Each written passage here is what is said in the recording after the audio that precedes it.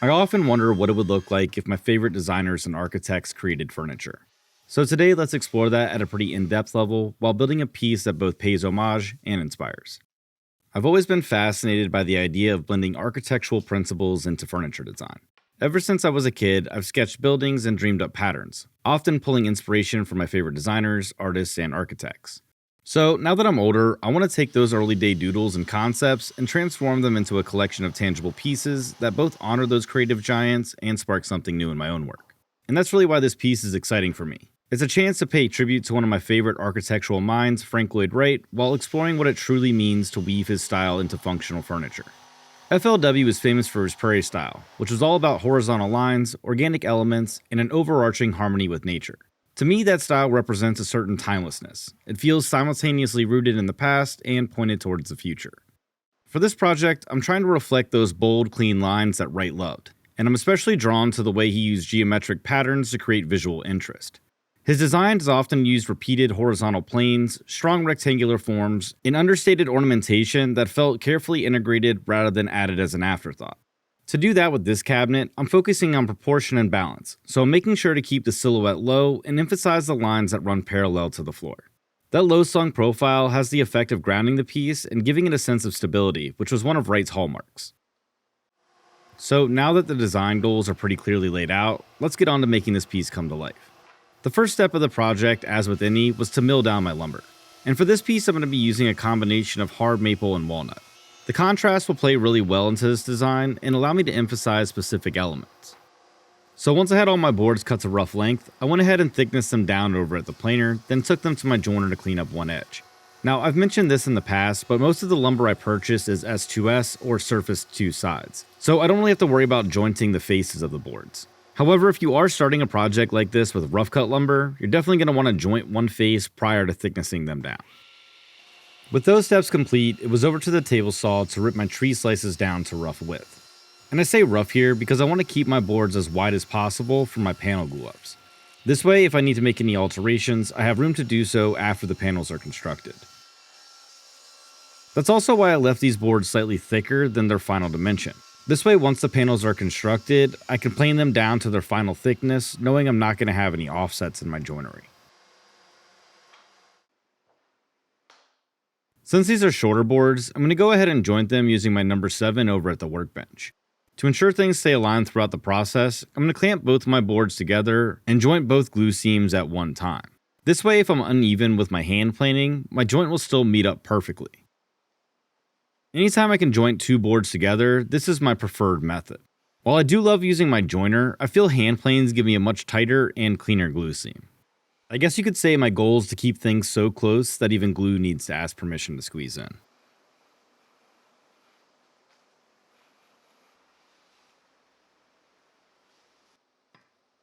The other great thing about creating joints for your panels this way is that it really cuts down on the time it takes, since you can joint two boards in a single pass. And there's nothing quite like seeing the results of that hand plane work immediately paying off. Yeah, I guess glue's invited to the party too. So when it comes to gluing up panels, normally I have a rule that anything under an inch deserves a domino or biscuit for alignment. However, with this case, since I'm going to be doing quite a bit of relief work, I'm going to omit both. This way I don't risk running into them with the router. Instead, I'll use a few F-style clamps on the ends of my joints and a couple of clamping cauls to keep things flat. So, as I mentioned, my boards are slightly thicker than 3/4 of an inch. So next I'll quickly sand one side of my panels, then head over to the planer to thickness them down to their final dimension. Here I'm just sure that sanded side faces down, so I have perfectly flat panels that are exactly 3/4 of an inch. I can't always use this method since not every panel is going to fit through my planer, but when panels are narrow enough to make it through the machine, I think this extra step is worth planning for. It's like last week when I had a bad day. My wife suggested we make bread together, and yeah, I really needed that. So, with the panels rolled out to their final thickness, I could take them over to the table saw to rip them down to their rough width.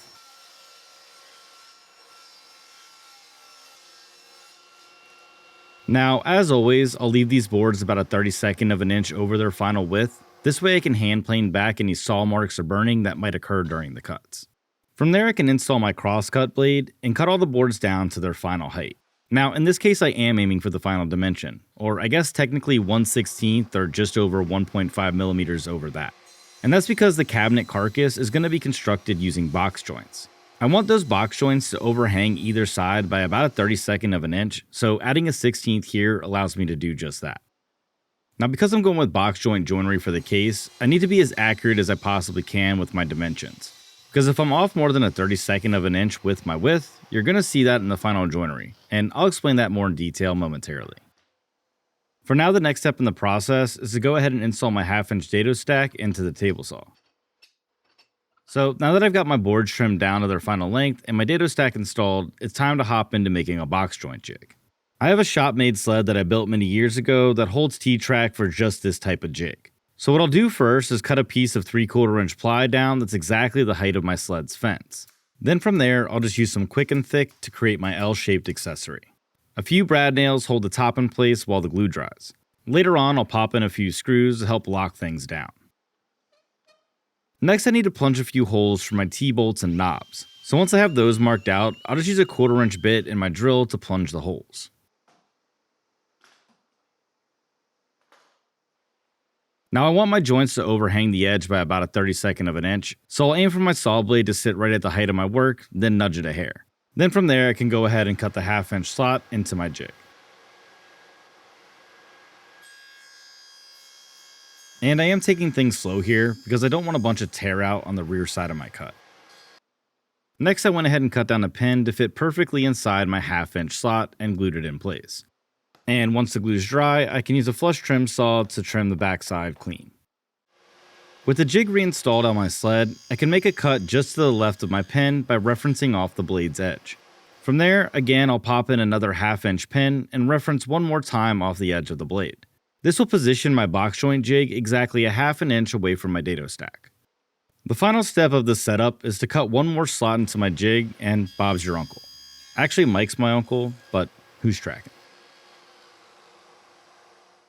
Now we're on to the actual joinery. So the first step in the process is to use a marking gauge to mark out the height of the cut at 25-30 seconds. And yeah, that sounds pretty gross. It is what it is.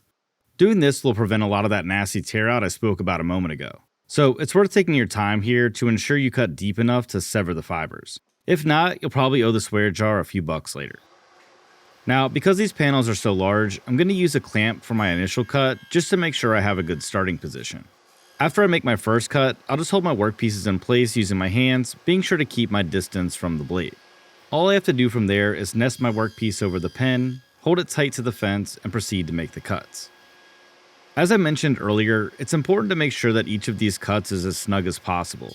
Otherwise, I'm going to be left with a small tab at the end of my boards, and my 1/2-inch box joints are going to be gappy. Once I make it to the end of my first board, I'll rotate my workpiece 180 degrees and butt my next board up against the edge to make the first cut on the adjoining board. It's a good idea to mark out the front edge of all your boards so you know what pin faces out. I also like to number them so I know which joints go together. When all is said and done, your joints should be relatively close, but if you're off by a 64th of an inch one way or another, your joints are going to match up a lot better if you keep things organized. Just remember that if you want your joints to mirror each other, you need to keep track of the top and bottom panels as well as the two sides. If you get those mixed up, you might be able to take the family on a vacation with the swear jar payments. Or at the very least, out to IHOP. And hey, if you're enjoying these tips and tricks, make sure you like and subscribe. It really helps the video out, and I greatly appreciate your support.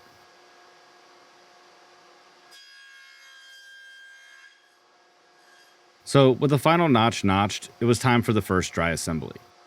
I gotta tell you, even with all the preparations, I still get super nervous with these initial assemblies. It's hard to tell during the process if something went terribly awry, so tensions can be kinda high. That's why when you see my large exhales at the conclusions of these assemblies, they're actually genuine, and it is quite a relief. But with that hurdle behind us, I could move on to laying out the stopped dados. I often get asked why I prefer stopped dados over sliding dovetails, and it's really because I find that stopped dados strike the perfect balance between strength and simplicity. Sliding dovetails are certainly strong and elegant, but they require a bit more setup time. Stopped dados, on the other hand, let me maintain a clean look without needing to fuss as much over micro adjustments or worry about visibility on the finished piece. In my experience, using stop dados speeds up the overall assembly and offers plenty of structural integrity. Plus, there's a certain peace of mind that knowing with a good fit, the joint will handle everyday use and even a bit of abuse. So for most of my projects, especially when I want to keep the build process straightforward and efficient, I'll default to stop dados every time.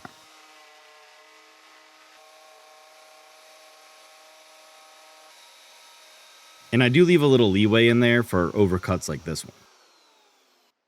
So once I cut the dados into the top and bottom of the cabinet carcass, I can move on to cutting the vertical partition to its final length.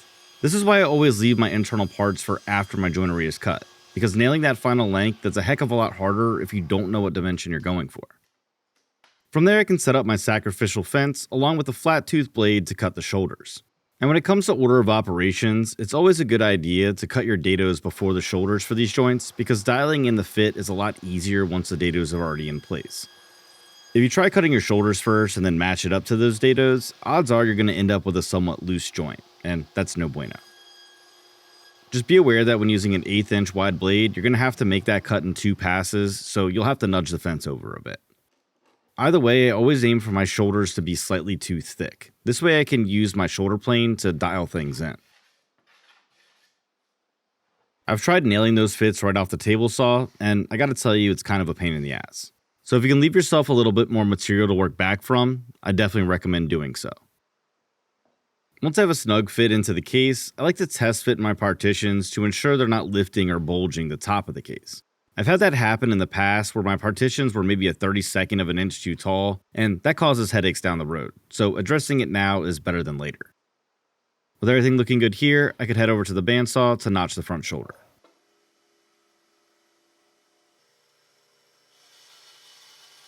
The most important thing here is not to cut into the panel where the joint meets the front of the cabinet.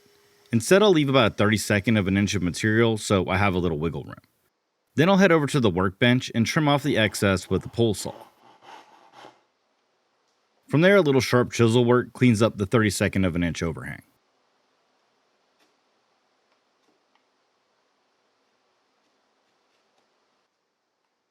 And finally, when all is said and done, we have a snug fitting partition that aligns perfectly. And I'd add in a construction joke here, but I'm still working on it. Next, I could get to work on the shelves. And this process is going to be very similar to what I just did with the vertical partition, in that I'm going to be using referential measuring to lay out my dado locations. Once I have everything laid out on one board, I'll just extend my line to the opposite facing panel so that all my joinery will line up perfectly. The next steps are exactly the same, and then I'm going to be using my router and a 1/2 inch downcut bit to cut the 1/4 inch deep dados.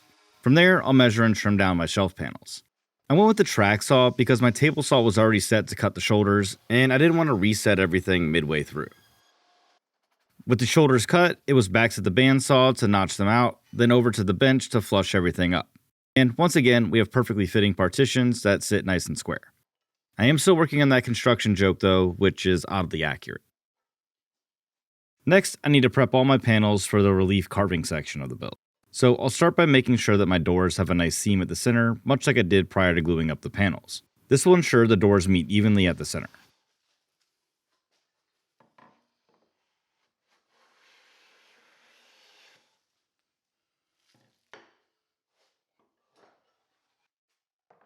And once I was happy with my fit there, I went ahead and laid out my templates for my carvings.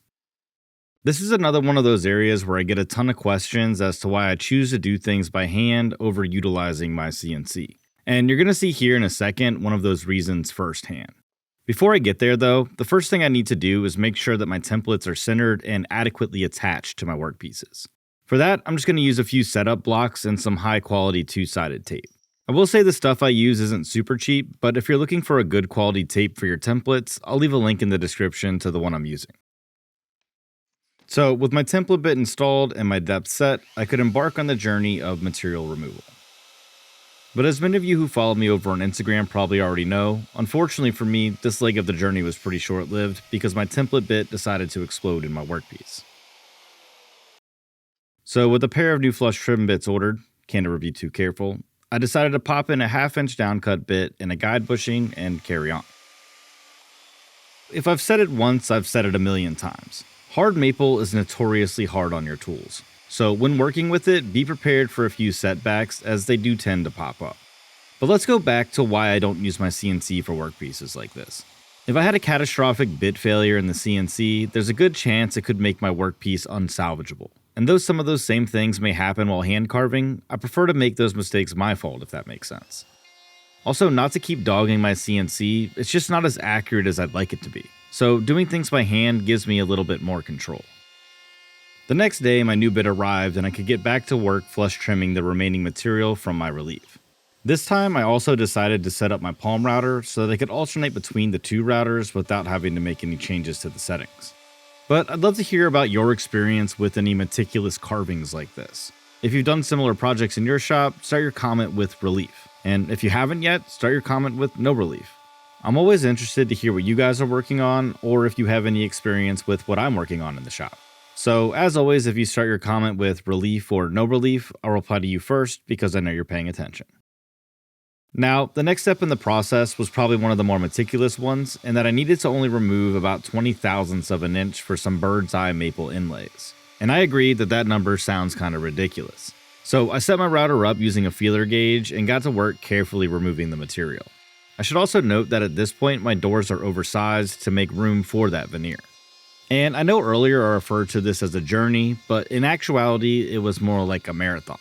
Carving out all of these pieces did take a bit more time than I anticipated, however I do think that the end result is well worth the work.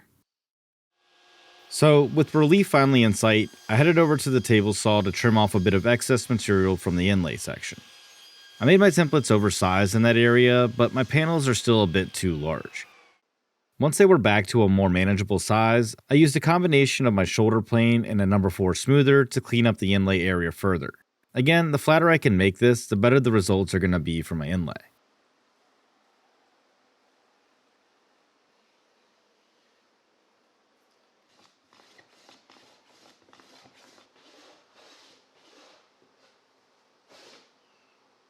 With a surface that could rival any babies, I could move on to squaring up the rounded corners left by the router bit. Really my main goal here is just to extend the existing cut line and meet at a point. On some joints you can overcut and hide those mistakes, but obviously with reliefs that are going to sit front and center, overcutting the corner would create some pretty glaring mistakes. So I took my time here, and I think Frank would appreciate that.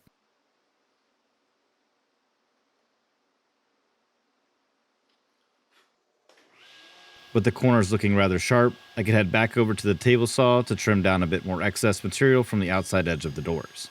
This will leave me a slightly oversized surface for my veneer, and that oversized surface is super important so that the veneer doesn't overhang my substrate.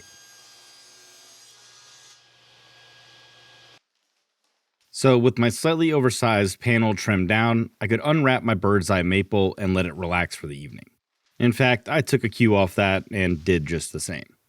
The next day I could come back into the shop, and my veneer's a little bit flatter than it was before, so it's ready to get worked. Being that veneer is so thin and brittle, I always have to remind myself to slow down and handle it gently. Kind of like dealing with a cranky kid, except this one cracks instead of throwing a tantrum. My first move is to trim away any splits or cracks that may have developed at the ends of the sheet. This is where a chunky, well-jointed block of timber really comes in handy. I'll hold the block down to act as a straight edge, then grab my veneer saw. Because the veneer is so delicate, I take my time with the saw. And what I mean by that is I make a series of shallow cuts rather than trying to slice through in one go. The first cut is usually enough just to score the surface fibers, and then I gradually deepen until I get through the veneer. If I'm too ambitious and I try to hack it off in a single pass, I usually end up splintering the veneer, and that's when the colorful language starts slipping out again. Yeah, I have to add even more to the ever-growing swear jar. Once all those damaged parts are trimmed away, I can work with a nice clean sheet of veneer. That extra bit of care saves me a lot of frustration and expense, because damaged veneer is no fun to work around and certainly doesn't look good on a finished piece. So, slow and steady is the name of the game here. Now because I'm working with my veneer as an inlay, I'm going to use some blue painter's tape to hold it in place. And I'm going to treat this similar to the way I would a book match veneer, meaning I'm going to use that blue tape to add a little bit of tension and squeeze the seams closed at the joint. Doing this should hold those veneers solidly in place during the glue up. When attaching really figured veneer, it's a good idea to be somewhat conservative with the glue. That's because if there's a lot of squeeze out, it's likely going to seep through any fine cracks in the veneer, and that can be a pain to clean up. So here I'll just apply a very thin layer of glue and spread it out using a brayer and acid brush. From there I'll add a few more pieces of tape to ensure my veneer is locked in place, and then I can slide both panels into my vacuum bag.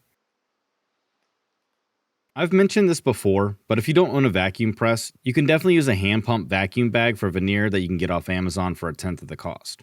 Or just use a few clamping cauls to hold things down.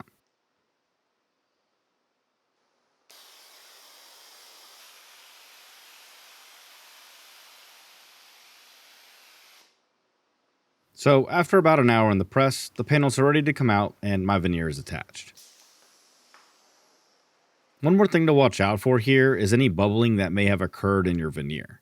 If you see that, you can just use a razor blade to slice those bubbles lightly along the grain. From there, try to spread a little glue into the cut and then toss those panels back into the press. Since we're bubble free, I can go ahead and remove the tape and then give everything a quick sanding. Now when sanding veneer, it's really important to use 180 or even 220 grit sandpaper. And even then, you kind of want to be light with your touch so you don't sand through the material. I prefer hand sanding over using a random orbit sander, though I do like a random orbit sander for a quick leveling pass. After a brief sanding session, I left the veneer to set overnight, then the next day came back into the shop and attacked the edges of the casework with my number 7. Eventually I'll take another pass at these edges once the case is fully assembled. With the front of the case mostly cleaned up, it was on to installing the double offset hinges for the cabinet doors. To do that, I first need to mark out the location for the hinges using a marking knife, or I guess in this case, a razor. This will guarantee that my hinges will sit flush with the front of the cabinet. Now that I know where the hinges are going to sit, I can use a few shims to help get the final dimensions for the doors, including the offset for the hinges. In my case, pun intended, that's going to be a 32nd of an inch on all sides and at the center. With my final dimensions in hand, it's back over to the table saw to trim down the doors.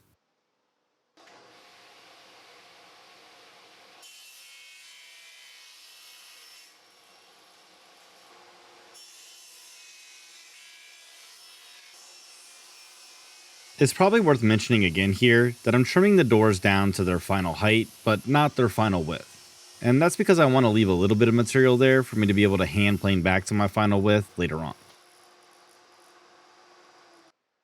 So with both of the doors trimmed down, it was back over to the bench to give them a test fit using the shims. And I have to say, at this point, they're looking good.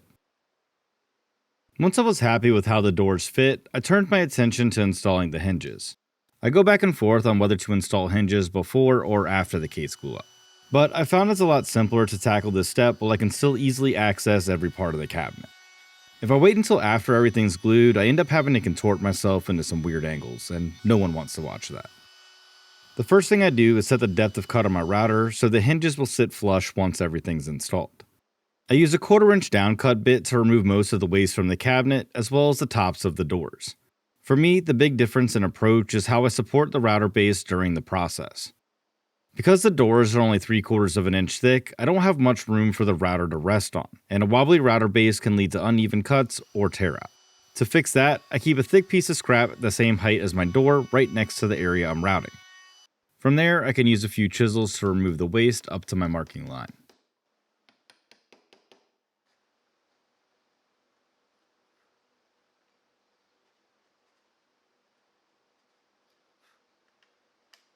Once I have the fit I'm looking for, I pop in a few holes using a self-centering drill bit, then attach the hinges using some stainless steel screws.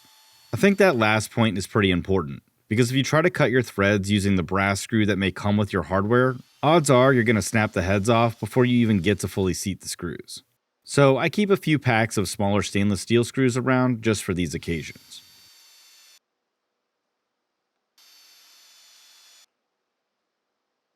This group of small steps goes a long way to preventing mistakes. After all, hinge mortises need to be neat and precise if I want my doors to swing smoothly and close properly. By knocking out these hinge cuts now, I save myself a ton of frustration later on. Once the hinges are fitted, I can move on to the glue up with confidence, knowing I've already tackled one of the fiddliest steps while everything was still easy to reach.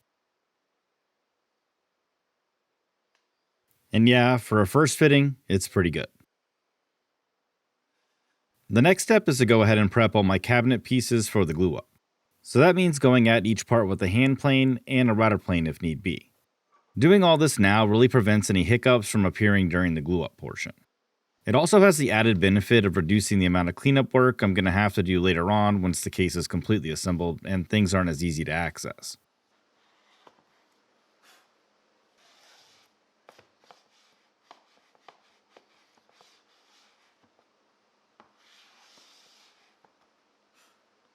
Once I have all the joinery and relief work cleaned up, I can fill any gaps using some CA glue, then give all my parts a quick sanding. So while I finish that up, let me quickly say thank you for watching and sharing the videos on this channel. As most of you know, I design, build, and film these projects on nights and weekends, so having your support is huge. That said, if you'd like to support the channel further, I'd like to invite you to join my Patreon. There, you'll get discount codes on project plans and an invite to the Discord server where we can chat about what you're working on, what I'm working on, and some other perks you just can't get through YouTube alone. So if that sounds like something that would interest you, check out the link in the description. And as always, to those of you who've already joined, thank you guys so much for your continued support. Your donations go directly towards making these videos, so thank you. The next hurdle was how to approach the glue ups for the case. And I decided to break that down into two separate glue ups, one being the outer carcass and the second being the internal partitions. To allow myself good clamping pressure on the box joints, I trimmed down a couple 1-inch wide strips to sit just inside of my joinery. This allows for there to be that 1/32 offset in the joints without running into the clamps. Now, evening up those offsets can be a tricky procedure. I want those joints to be nice and flat without rolling over the corners from using the random orbit sander. So here I try to be super diligent about holding my sander flat, and I like to use two hands to help evenly distribute the pressure. If I come across any small gaps in the joinery, I squeeze a small dab of glue in, then quickly hit it with my sander. That should work fine for small gaps. I won't tell if you won't. When I get to the final finish portion of this project, I'll lightly hit all these joints again with my hand plane, just so that everything's nice and crisp. Before I get to gluing those partitions in place, I need to cut a rabbet around the inside edge of the rear of the cabinet. This will allow for my shiplap to nest inside the back of the cabinet later on. I waited to do this till now because I wanted my entire case to be assembled before cutting the rabbet. To make the cut, I'm just going to use a rabbeting bit inside my palm router. The one I have comes with a few different bearings to make a few different depths of cut, and as long as you're not too aggressive, it works just fine in smaller routers. Once I have my initial cut in place, I'll just use a couple of chisels to cut the corners where the router bit left rounded sections. The final step of part 1 of this build is to glue in the vertical partitions and shelves. And those go in relatively easily since the box joints pretty much force things to stay square on the internal parts. But in part 2, I'll build the drawer boxes, base, decorative details, and finish up this nod to architectural achievement. So subscribe so you don't miss out, check out this video next, and as always I knew this would work, and I'll see you next time.